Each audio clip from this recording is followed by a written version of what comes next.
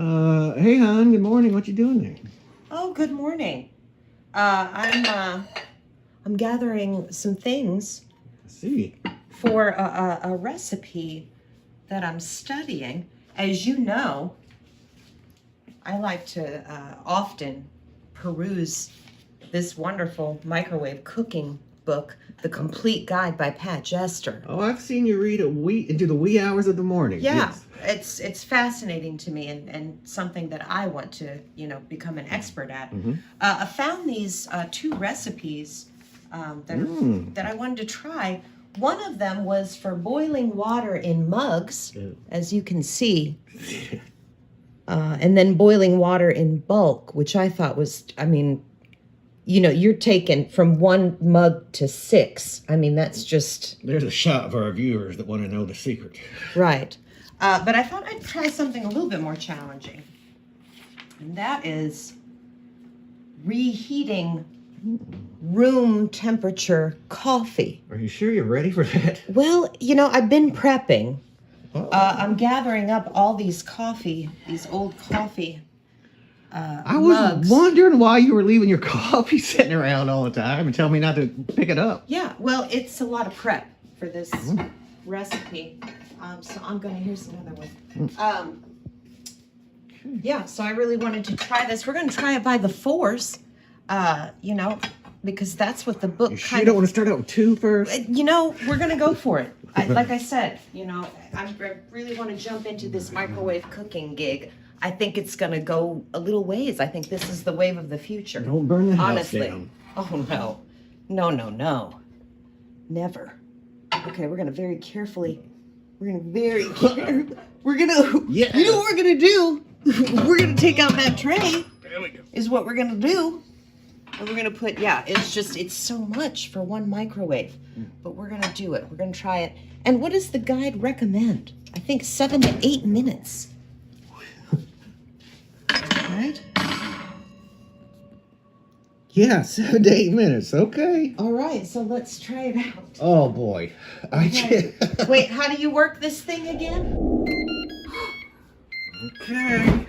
Glad you got those mitts on. Yeah, safety first, guys. We just ran this microwave for a good 7 to 8 minutes. We got 4 piping hot mugs of hot boiling coffee in here. Molten hot magma. Oh yeah, if you could maybe, Oh, yeah. There we go. Oh yeah, safety first, always. Oh yeah, we're gonna bring it down here. Oh yeah. Look at that. How's that look? Oh, I can see the steam rising. Fresh coffee. All right. Hey! Oh, it is holy hot. moly. Be careful. It is hot. All right. Well, we have 4 cups of coffee, so I guess I'll go around and see if anybody wants. Do I need to call people for a coffee party? Well, possibly. Hold on. Coffee party! Charlie. You want some coffee? You want some coffee, Bubbies? You want some coffee? No. Ruby? Ruby, how about you want some coffee? No. How about, let's see here. Anybody? Coffee? BB? You want some coffee? BB? BB? Huh? Want some coffee? We just made that. Yeah? No? Not interested? How about some Ozempic? Yeah? Okay. All right, well, Well, I mean, we could call your parents. We could call, I don't know. yeah, I hate to waste this lovely recipe, but, I mean, I've already got some coffee. Do you need some? No, I got some. Thanks.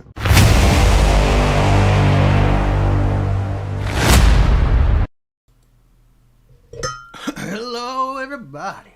Hey, guys.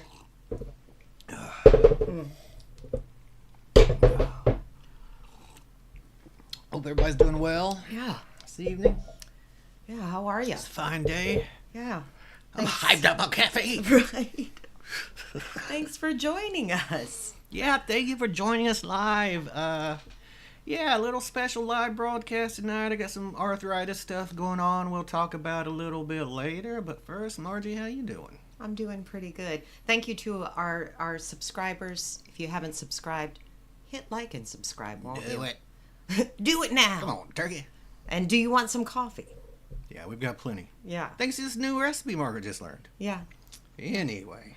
My week has been pretty good, although we just learned of some news not too long ago. Yeah, 3 deaths this week of Yeah. all import to Gen X. I mean, well, obviously that's not the only reason they're of importance, but 3 people are important to us growing up, I guess. First, Malcolm-Jamal Warner.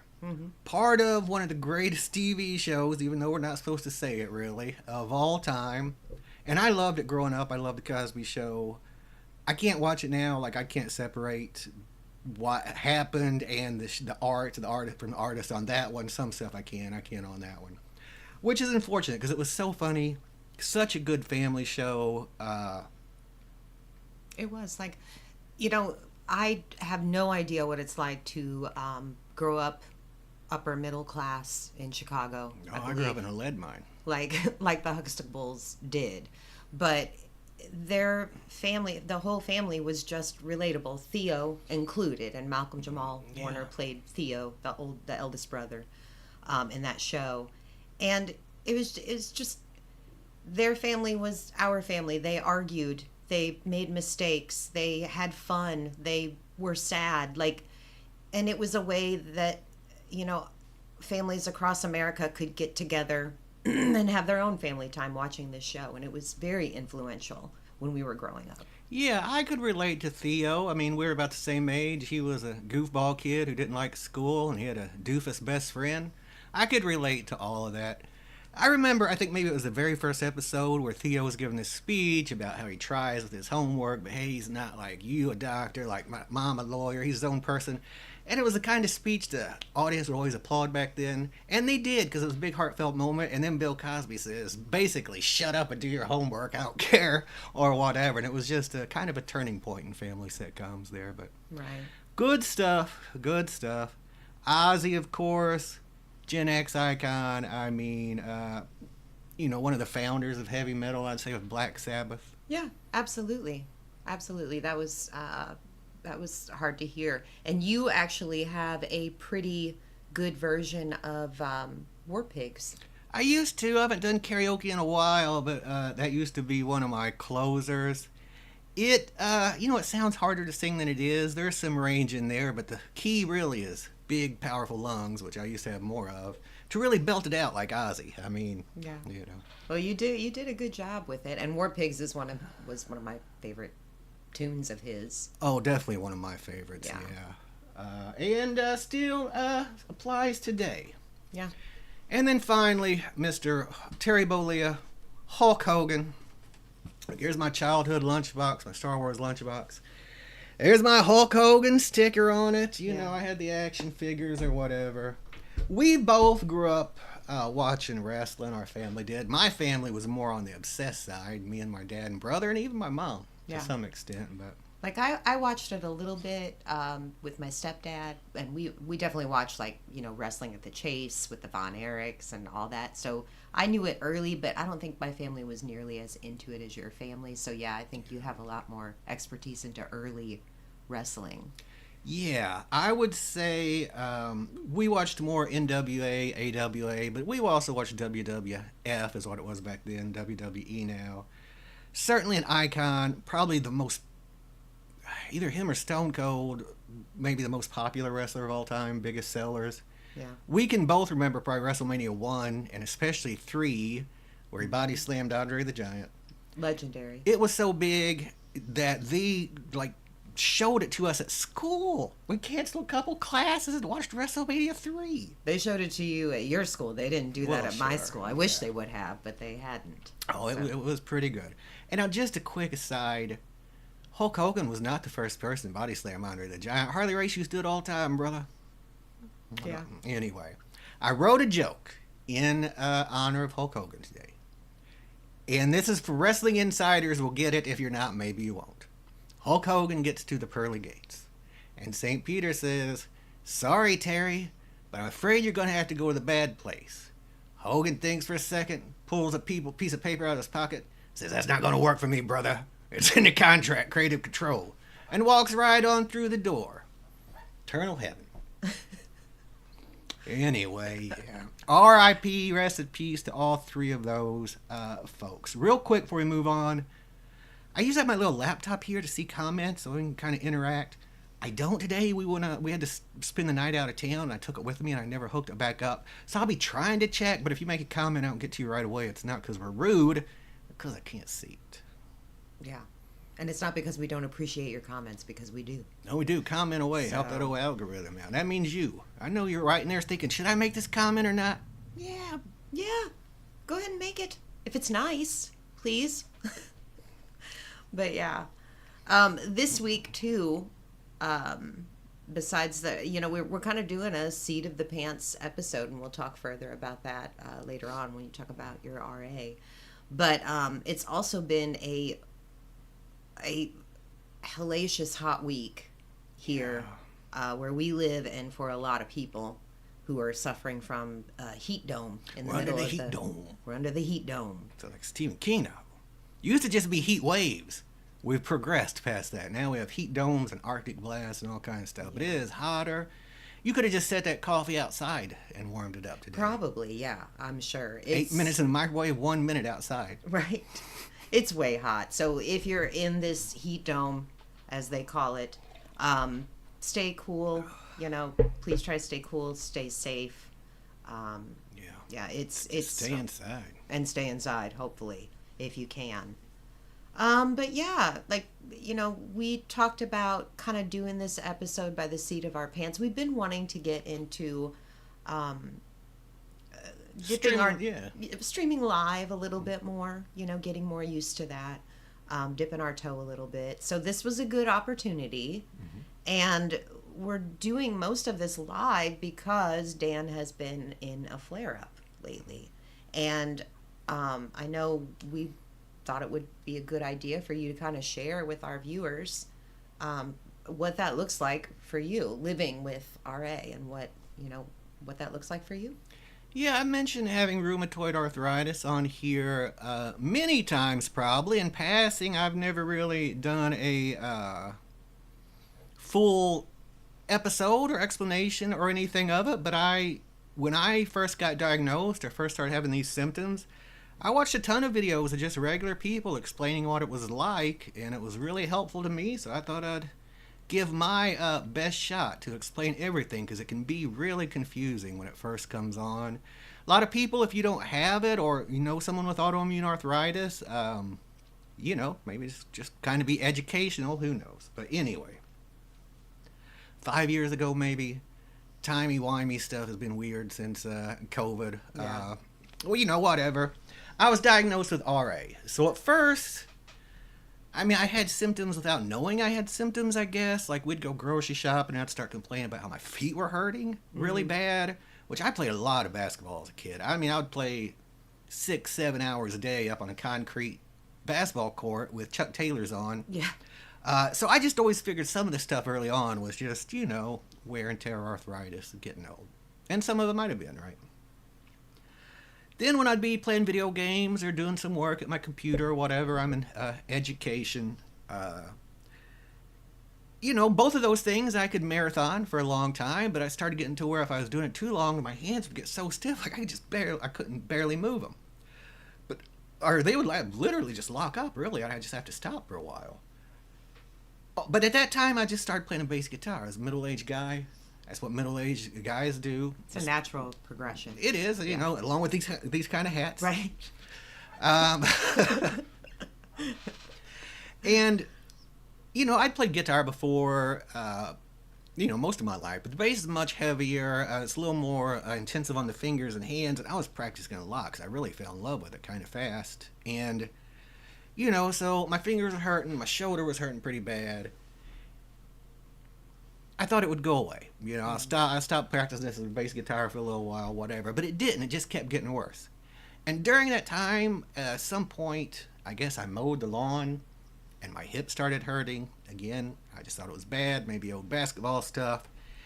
But 3 days later, and I could not walk on my hip without a cane, and even barely then, it was so stiff and so painful. Yeah. So we decided to go to the doctor. And I already knew something was up. My dad had some kind of autoimmune arthritis. And I can remember him going to the doctor and even mentioning something about it, but we were so poor, we just didn't go to the doctor. I don't know if he ever went back after that. So he just lived with it, and eventually the doctor gave him some, whatever, that's a whole other story. I'll tell his story one of these days. This is my story. But anyway, so, it's Ruby time. Hold on, I'll go see what that is. Continue with your story. Sorry. That's just our dog, sorry. So in the meantime, I went to my doctor. He said, yeah, it sounds like it could be rheumatological or something like that, whatever the word is. So he sets me up with a rheumatologist. That takes a little while, of course. Anytime you're going to get a specialist, it's going to take a while. I think there are 2 in town here, and only one was taking new patients, I guess. So there was that. It took a while. I got into him finally. He was nice. Sorry, false alarm. Oh, that's all right. So what they'll do, if you find yourself in this position, once you get in there, like there's a questionnaire, they'll fill on your knuckles some, they'll give you a blood test. But if you meet these criteria, and every one of these little tests, the knuckle thing, the blood test, all are worth a certain amount of points. Mm-hmm. How stiff you are in the morning, I can't remember what they all are. And if you get enough points on this quiz, they'll diagnose you with RA. Now with the blood test, if you're RA, if you're rheumatoid factor positive or something like that, it's automatically diagnosis. If you're negative, which a lot of people are, and I am, then it takes these other things, right?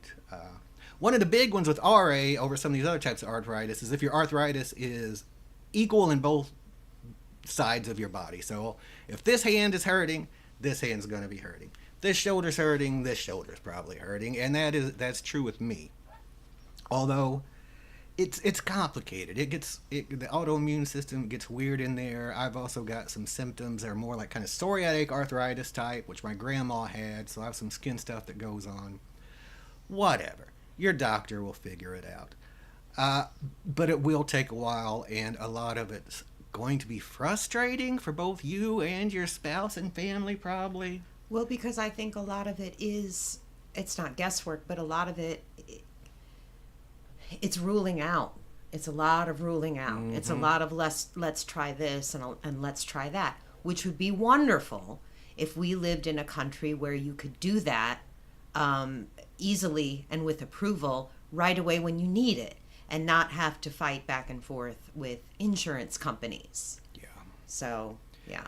Yeah, so there was definitely day-to-day things that were frustrating and beyond. Like when it came on really fast and hard for me. Yeah. It doesn't for everyone. Your symptoms might gradually come on. Mine kind of did, but once it really kicked in hard, I was in a wheelchair if I had to go any place too far. Grocery store, I was in one of those little scooters, and even then it was hard on the thumb to press that acceleration or whatever.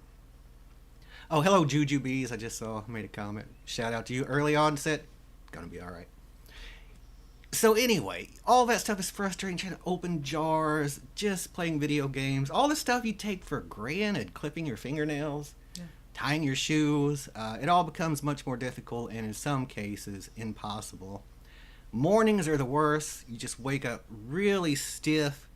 There's been mornings I've been so stiff I couldn't help but start laughing because it just feels funny. Like there's nothing else I could explain. It's like having rubber bands or something tied to your joints. I don't know. It's just very kind of strange feeling.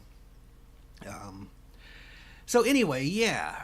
Then you get to the doctor, you get the diagnosis, you got all these horrible symptoms, you're limping around on your cane, you think, my goodness, there's never going to be any relief, but there is.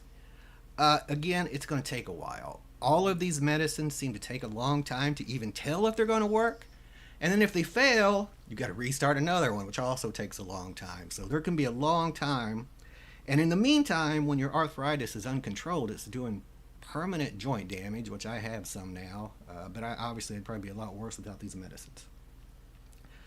First, they started me on Plaquenil. Hydrochloroquine is the, I don't know which one's the generic name, but whatever. You probably heard a lot about that during COVID. I think people were taking it. It helped some. It got me out of the wheelchair on long trips, but I was still using a cane or walker a lot. That took about 3 months, I think, before we knew it was working at all. Then methotrexate, and that one worked really well, especially for a while. 3 to 6 months, I think, though, is how long I had to wait. I can't remember exactly before it started working. Yeah. So yeah, I mean, it's a long wait when you're in, pain and your life is kind of not unraveling, because we were in a pretty lucky position that we were able to kind of weather the blow, Right. in some ways. Just whatever. I have a good support system, and my work was okay with helping me out at first. Anyway, yeah, that's also another thing that's frustrating. Work can be hard. Everything becomes different, which is fine. I'm not complaining. It's just life is different. So the methotrexate worked for a while, but still not good enough. To where like working full time would be easy or whatever. So we decided to try biologic. You probably see a million commercials about these, Humira, that kind of thing. These are so expensive. I've made videos on it before. These things are like $5,000 to $10,000 a month. Yeah. So Pocket change. Yeah. So obviously you can't do it without insurance unless you're super wealthy, and if you have our insurance, and you all know the one, Yeah. they're going to fight you every step of the way. So they fought me to get on the Humira. I finally did. It didn't do jack. So that was disappointing. I failed that one. So then it took a while again to try a new one, and I tried Rinvoq, and it worked really well. That was once a day pill. Like Humira was a shot. This was a pill. And it did work a little faster. Some of these new ones do. Within a month, I was probably feeling better on that one. Mm-hmm. And it lasted a while, almost a year probably. I felt close to symptom-free. I mean, it was close enough for government work, as they say. And then I just stopped. Sometimes that happens. You develop antibodies to these, resistances, whatever. So now I'm kind of back into the place I was, where I'm at the level of how the methotrexate works. Started Skyrizi. It's not what my doctor wanted to start me on, but the one he did want to start me on was more expensive. So guess which one my insurance? Wait, which one? The cheaper one. Oh, okay. Which isn't working that great. It's done okay. It's helping some with the fatigue, a little with the joints and stiffness. And it's cleared up my skin. But that's been it, yeah. So still a lot of pain and stiffness. This last week and a half, I've been in what's called a flare-up. Like, you might go for a while with just minor symptoms or, very little, and not even be thinking about it a lot. And then something might trigger a flare-up. For me, sometimes it's food. Like, there are some good things about having RA. It's forced me to slow down. It's forced me to think about what I put into my body, because we all know eating bad is bad for us in the long run. No, it's not. You shut your mouth. That's true, yeah. I mean, trust me, I still do it. But with this autoimmune thing, like, the next day you can feel it. If I eat a bunch of processed food, especially a lot of processed sugar, yeah, my joints will be feeling it the next day. Stress is a big one, so I've learned to, not sweat the small stuff more. Meditation, mindfulness, all of that kind of stuff helps. But when you go into a flare-up, it's can be kind of game over for a little bit. You're just so stiff and sore that doing anything feels uncomfortable. Mm-hmm. But even if you're good with physical pain, the fatigue is probably the hardest thing to live with a lot of the times. It's kind of tired that no amount of sleep takes care of. It's like a real bad case of the flu. Yeah. I wouldn't know personally, but I've heard it compared to even like being on chemo or cancer or whatever. I don't know about any of that, but I know it's bad. And then the brain fog that comes along with that can be very frustrating. Forgetting stuff. I've been in education, and standing in front of a class and not being able to come up with a word when you're supposed to be teaching words. I don't know words too good no more is what it feels like. It gets very frustrating, right? But yeah, but there's good things. Again, slow down. We're eating a lot better. Thank God you're a really good cook. So Dan cooks a lot of our food from scratch, from, raw, unprocessed, rice, beans, veggies, that kind of stuff. So it's really good for both of us. I'm the one who usually brings in, like, hey, you want a Hershey's chocolate bar and some ice cream and cake with it? And I say, yeah, as long as it was Funyun potato chips. Right. I love those things, but yeah. So, yeah, when I do stay on a pretty clean diet, though, I notice a big difference. But it's hard. So much stuff of what we eat is processed, right? Comes in a box or a can or a bag. Yeah, it does. It's delicious. But yeah, that's one of the, like I said, this is, you have to deal with it. And we have to deal with it too as, part of our show. Because, of course, we can't produce the show if one of us is feeling bad. So that's kind of why we're doing a seat of the pants show this week. Well, I mean, it affects everybody. You have to drive me on long trips if it's too far because it can be too hard on my neck because there's way more joint movement and stuff than you realize, I think, and until ankles, they're all hurting. Like you talk about, like if you're, which my car has cruise control, so if you're on long trips on a highway, you can put that on and it can save your ankles. But, we live around a lot of windy country roads. There's no putting on the cruise control. You got to navigate it with your foot, and your wits and your wrists too, Yeah. So yeah. Does anybody have any questions, Marge? You don't have any questions? I'm trying not to complain. I mean, I don't complain about it too much, I hope. Because that just makes it worse. Like suffering, 90% of it's in the mind. If you just go along and live your life, like I've got a good life. It's just different than what it was before I got diagnosed. Yeah. That's all. Yeah. My professional wrestling days are over. Right. Never play the violin again. I didn't play it before, but I definitely won't play it now. Yeah. What will become of your career as a hand model? Well, no. I could be an RA hand model, though. If you need crooked hands, crooked fingers, I'll be your model. There you go. Crooked Fingers would be a good band name, don't you think? Juju B says, moving around is like Nancy on the stairs in Nightmare on Elm Street, which is a great analogy.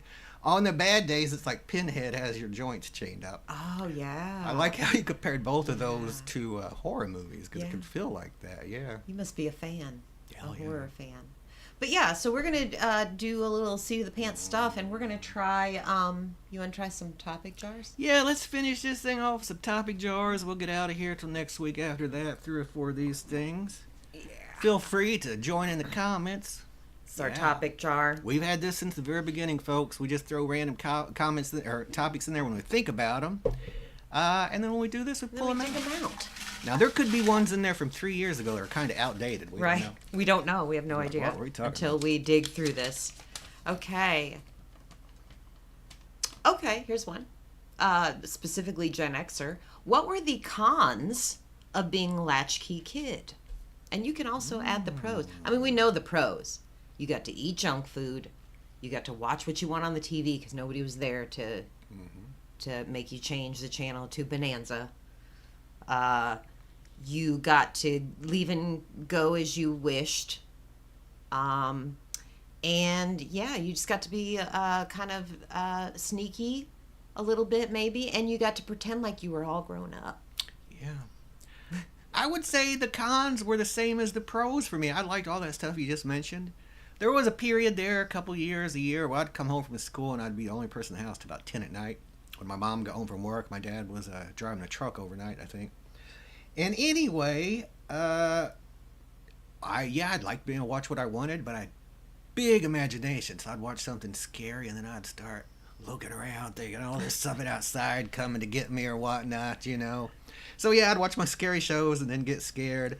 I was very food motivated. I've talked about that here before. I'd cook up me some microwave pizzas, some American cheese, whatever. Often stomach issues from that. So yeah, the pros and cons, exactly the same thing. Wouldn't trade it for the world.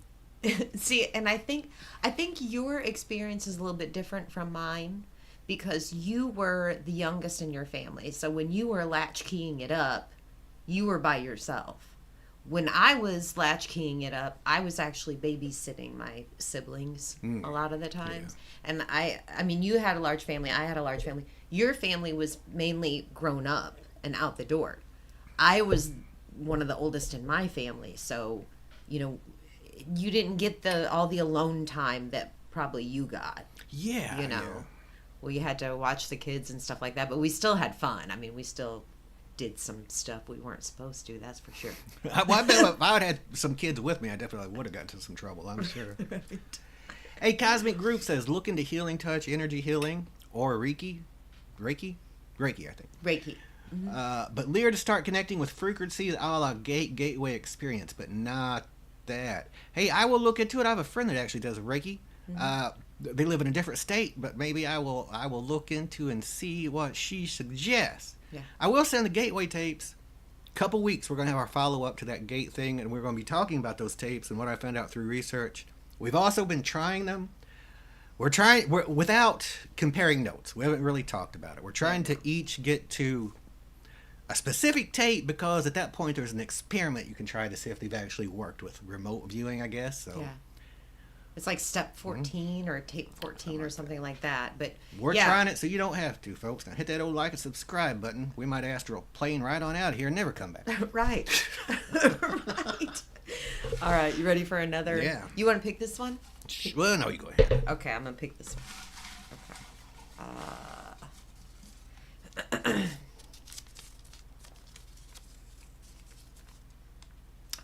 What's inside a black hole? Well, and I've seen a few different videos on this recently, including PBS Spacetime, which is a good one if you want this complicated stuff explained to you pretty good by Matt Dowd. Apparently, a lot of scientists, astrophysicists are now thinking our entire universe is inside a massive black hole. Did you see the recent news story where they have spotted 2 black holes that are right next to each other? I say right next to, but we're talking about space, so I'm sure they're like millions of miles apart. But when you view the actual photos of them, they're very close from a distance. But yeah, have you seen those pictures? I have. I haven't read up on it yet or watched any videos on it, but I have seen the picture. Yeah, pretty amazing. I wonder if that's where the double rainbow comes from. Could the be. double Same thing, black holes. One of these days, I'm going to maybe try to do a video explaining the holographic universe for our viewers. It might be above my pay grade, but it kind of depends on our universe being atop a black hole. Something for the future. Sure. Look, I've got one here that I wrote down that I didn't put in the jar.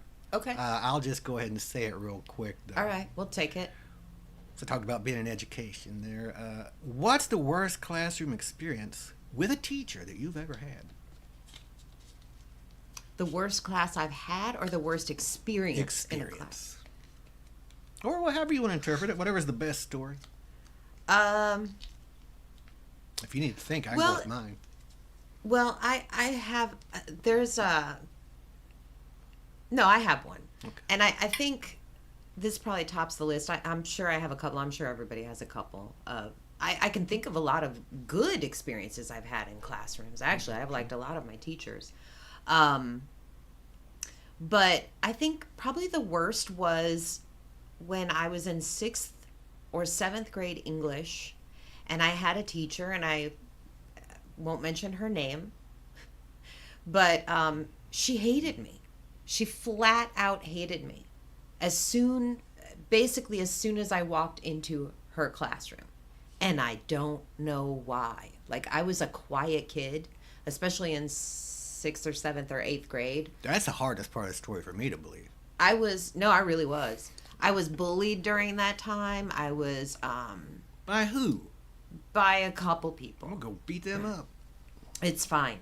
But I was quiet. I was good at English. I still like English to this day. I like writing.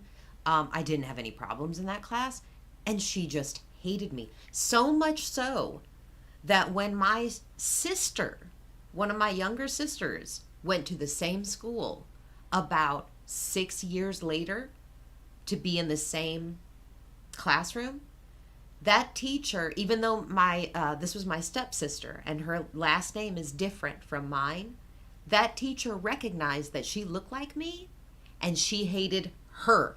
Really? After that. Yes, yeah. I wonder why. Maybe you were a better writer than her. I made her bitter.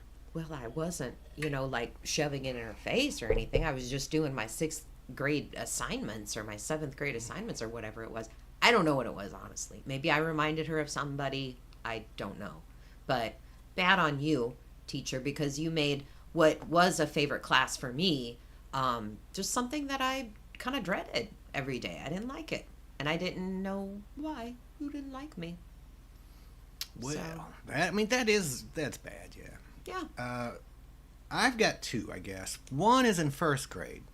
Now, how come I can remember this and not a single class of my quote-unquote speech class till the last day? I don't know. But it was the last day of first grade. And our first grade teacher was put people in the corner happy. Like, she loved it. Get in the corner. You get in the corner. It's like Oprah passing out cars over there. You get in the corner. You get in the corner. Well, by the end of the year, last day of class, me and this other girl, I'm not going to say her name, but she did have been a valedictorian, had not been in the corner. Mostly because we were the two quietest, shyest kids, so we didn't get in trouble. We never said nothing. And she was like, there's two people in this class who have not been in the corner all year. Danny and this other girl. Get in the corner. So she made us get in the corner. And then that girl started crying, and I started crying because I didn't get it was a joke or whatever. I didn't know what I'd done. I thought I was going to be in big-ass trouble. No, just get in the corner for no reason. Just haven't been there yet. Bad teacher. Second one was French class. This was in college. Mm-hmm. Now, you've heard my accent. I'm not greatest with pronunciation on English, much less French. People from, Leadwood, Missouri, not speak a lot of French. But anyway, so I was supposed to pronounce ooh, something like that, just a vowel sound. And I wasn't getting it. And this was the first week of class. And she just kept making me repeat it over and over and over. It just got so embarrassing. I never showed back up to class again. And when I became a teacher, I remembered that to never embarrass a student in front of everybody because they might not come back, right? Well, and why would you?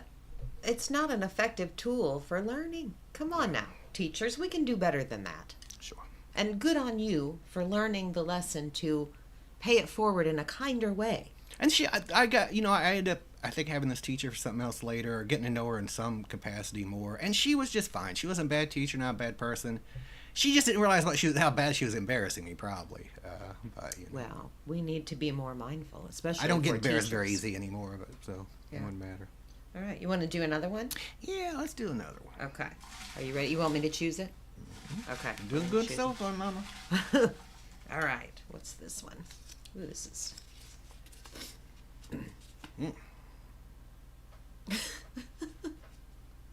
Who would win in a fight? Paul Ingalls, we were just talking about him. Mal Kettle or Cousin It? How many of you all even remember Mal and Paul Kettle? Raise your hand out I there, do. boy. That's old school. These show those on like the local station here, Channel 11 or whatever, and probably everybody had a version of that.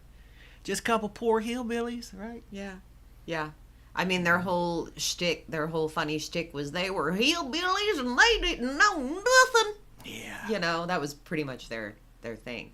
I saw, quick aside, I recently saw an interview with Ron Howard on Conan O'Brien talking about the Andy Griffith Show and how Andy Griffith did not like Beverly Hillbillies or other shows that showed the South like that. Like Mom and Paul Kettle, he's like, we're in the South, it's funny enough as it is, we don't have to exaggerate anything. Yeah. And, Well, it is a trope. It's definitely Yeah. a stereotype.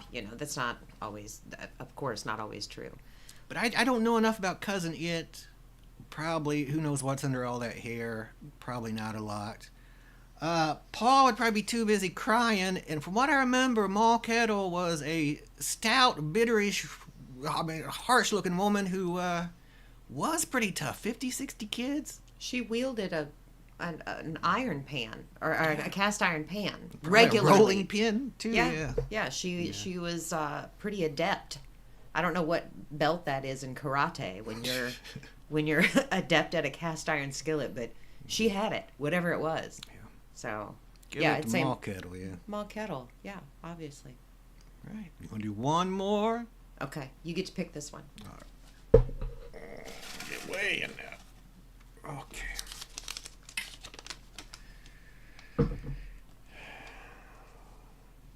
Oh, name a time in your life when you were certain nature was going to kill you.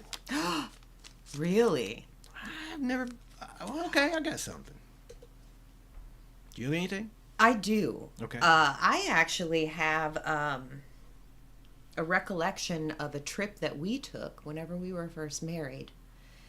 And we were with a couple of friends of ours, and it was just one of the greatest trips ever. Highly recommend it, especially if you're young, because I can imagine taking this trip now and it makes me cringe. Like I would not do it again. But we camped. We took like 2 weeks and we camped from our house here all the way to the Grand Canyon, and then we camped all the way back. We just spent the night outdoors. Didn't take much money. We took a tent. We didn't even have a sleeping bag. I think at some point we bought a couple of swimming rafts so we could sleep on them. Because we were just like, we'll just bring a pillow. That's what we're going to do. But anyway, so we were on this trip. We're around the Grand Canyon. I believe we were at a very, very primitive, rustic campsite that was on Goosenecks. Utah, right? It was Gooseneck State Park. Oh, it's beautiful though. Beautiful. So beautiful. So we're on the top of this mesa, basically, and there's a river that cuts through it and makes goosenecks. It looks like a Christmas candy. It just kind of goes, and it's way down, like it's hundreds of thousands of feet below you as you're looking down from this mesa. And this is where we're camping, at the top of this, this flat mesa. We get everything set up our tent. It was a little bit windy, so we used a bunch of rocks around, because that was all there was. It was basically flat earth as far as the eye could see, and rocks. And so we used those rocks and we put them inside of our tents to kind of hold our tents down. And we get settled in. The night comes down. We're sitting around the campfire and we're enjoying ourselves, and we start to see lightning off in the way distance. And we're like, oh, look, it's raining over there. And then within probably about a half hour, it wasn't that long, the lightning has gotten way closer. And so long story short, we had to, the storm... Well, the wind picked up so much. There was like a big flat plate. There was nothing to block it. And like our tent, even with rocks in it, was about to blow over. Chairs were blowing away. Yeah, and we had like probably 20, 30 pounds of rocks in each tent. We had 2 tents. And so we're trying to chuck the rocks out of here. My friend threw a rock and hit me right in the face and busted my nose open because we were trying to get out of there so fast. Like, dust and, sand blowing everywhere. It's like being in a big sandstorm in the desert, which is, I guess, what it was. That's exactly what it was. I remember at one point, me and our friend had gotten all the rocks out of the tent and had, one of us picked up the tent and it got caught in the wind, and I think I was on the end of it. Almost pulled you right into Goose Creek. Pulled me right over the car. And she just happened to like grab me and keep me, like grab the car in one hand. But we got everything stuffed in the car. By then it was pouring down rain, wind everywhere. I thought like we were in imminent danger for sure. I don't know if I was ever in fear for my life, but I definitely knew we were in some kind of danger. Yeah. And then we went to I guess we had to go to a hotel after that. And we're all just wet, dirty, and I got blood pouring down my face. It was great. It was the only night we spent in the hotel, or that and one other night that we spent in a hotel during that whole time. The rest of the 2 weeks we were camping outdoors. But yeah, Mother Nature kicked our butt. It was fun. Yeah. I'll just leave it at that. That's a good one. Do you have anything else to say to these turkeys here? I don't think so, except for come back and see us. Hit like and subscribe. Go see our Patreon. Yeah, thanks for watching. Oh, we got a Discord now. The link is in on our About page. I'll put it in this video. If you want to join, you can all talk there. Voice chat, text chat, whatever it happens to be. Don't do anything to get banned, right? Don't be racist or whatever. And you can get in there and do whatever you want. Be part of the community. So, all right, folks. Thank you. We'll see you next week. Bye, guys. Bye.